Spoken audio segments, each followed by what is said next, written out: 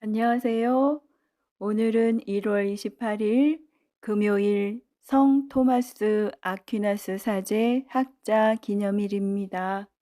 토마스 아퀴나스 성인은 1225년 무렵 이탈리아의 한 귀족 가문에서 태어났습니다.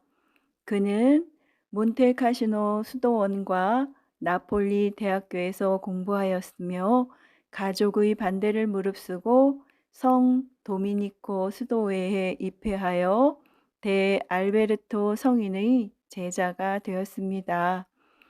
1245년부터 파리에서 공부한 토마스 아퀴나스는 3년 뒤 독일 퀼른에서 사제품을 받고 그곳 신학교의 교수로 활동하였습니다. 그는 철학과 신학에 관한 훌륭한 저서를 많이 남겼는데 특히 신학대전은 그의 기념비적인 저술로 꼽힙니다. 1274년에 선정하였으며 1323년에 시성되었습니다.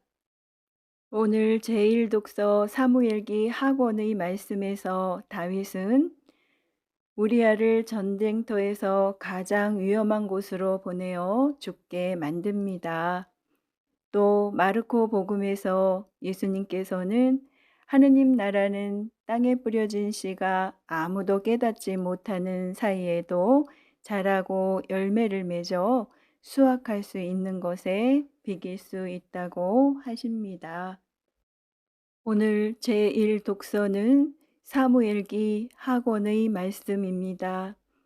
해가 바뀌어 임금들이 출전하는 때가 되자 다윗은 요압과 자기 부하들과 온 이스라엘을 내보냈다. 그들은 암몬 자손들을 무찌르고 랍바를 포위하였다. 그때 다윗은 예루살렘에 머물러 있었다.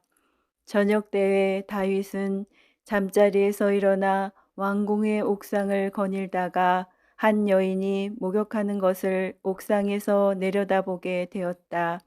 그 여인은 매우 아름다웠다.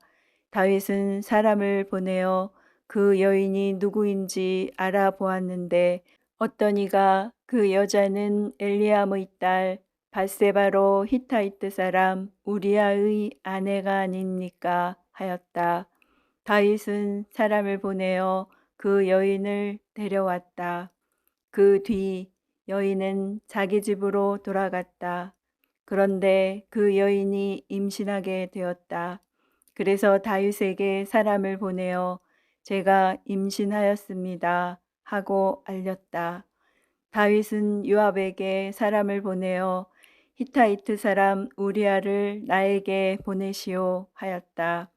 그래서 요압은 우리아를 다윗에게 보냈다.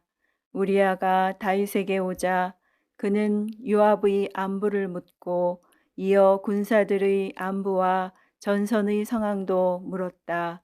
그리고 나서 다윗은 우리아에게 집으로 내려가 그대의 발을 씻어라 하고 분부하였다. 우리아가 왕궁에서 나오는데 임금의 선물이 그를 뒤따랐다. 그러자 우리아는 제 주군의 모든 부하들과 어울려 왕궁 문간에서 자고 집으로 내려가지 않았다. 사람들이 다윗에게 우리아가 자기 집으로 내려가지 않았습니다 하고 보고하자 다윗이 그를 다시 불렀다. 우리아는 다윗 앞에서 먹고 마셨는데 다윗이 그를 취하게 만들었다. 그러나 저녁이 되자 우리아는 밖으로 나가 제 주군의 부하들과 함께 잠자리에 들고 자기 집으로는 내려가지 않았다. 다음 날 아침 다윗은 요압에게 편지를 써서 우리아의 손에 들려 보냈다. 다윗은 편지에 이렇게 썼다. 우리아를 전투가 가장 심한 곳에 정면에 배치했다가 그만 남겨두고 후퇴하여 그가 칼에 맞아 죽게 하여라. 그리하여 요압은 성읍을 포위하고 있다가 자기가 보기에 강력한 적군이 있는 곳으로 우리아를 보냈다. 그러자 그 성읍 사람들이 나와 요압과 싸웠다. 군사들 가운데 다윗의 부하 몇 명이 쓰러지고 히타이트 사람 우리아도 죽었다. 주님의 말씀입니다. 이어서 마르코가 전한 거룩한 복음입니다. 그때에 예수님께서 군중에게 말씀하셨다. 하느님의 나라는 이와 같다. 어떤 사람이 땅에 씨를 뿌려 놓으면 밤에 자고 낮에 일어나고 하는 사이에 씨는 싹이 터서 자라는데 그 사람은 어떻게 그리 되는지 모른다. 땅이 저절로 열매를 맺게 하는데 처음에는 줄기가, 다음에는 이삭이 나오고 그 다음에는 이삭의 나달이 연근다. 곡식이 익으면 그 사람은 곧 낫을 된다. 수확대가 되었기 때문이다. 예수님께서 다시 말씀하셨다. 하느님의 나라를 무엇에 비길까? 무슨 비유로 그것을 나타낼까? 하느님의 나라는 겨자씨와 같다. 땅에 뿌릴 때에는 세상의 어떤 씨앗보다도 작다. 그러나 땅에 뿌려지면 자라나서 어떤 풀보다도 커지고 큰 가지들을 뻗어 하늘의 새들이 그 그늘에 깃들일 수 있게 된다. 예수님께서는 그들이 알아들을 수 있을 정도로 이처럼 많은 비유로 말씀을 하셨다. 비유를 들지 않고는 그들에게 말씀하지 않으셨다.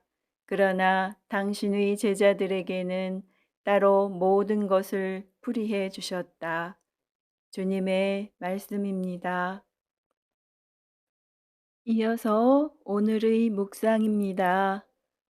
오늘 복음은 저절로 자라는 씨앗의 비유와 겨자씨의 비유 안에서 하느님 나라의 신비를 전합니다. 씨는 사람이 뿌리지만 밤에 자고 낮에 일어나고 하는 사이에 싹이 트고 자라서 저절로 열매를 맺습니다.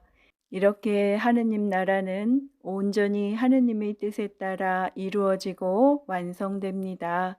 그렇다고 하느님 나라를 위해서 우리가 아무것도 하지 않아도 된다는 것은 아닙니다. 저절로 자라는 씨앗의 비유는 하느님 나라의 시작과 완성이 전적으로 하느님께 달려 있음을 강조하는 것입니다.